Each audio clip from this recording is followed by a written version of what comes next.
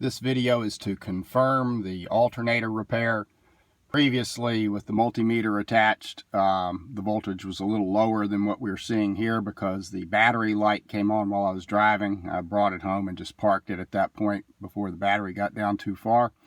Right now the multimeter is connected to the battery, but the car is not on. So let's crank the car and it should jump up to 14 volts or so.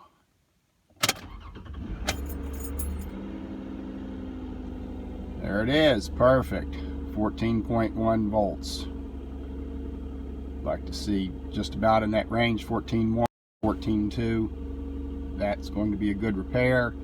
That's an AutoZone remanufactured Hecho en Mexico, or remanufactured in Mexico alternator.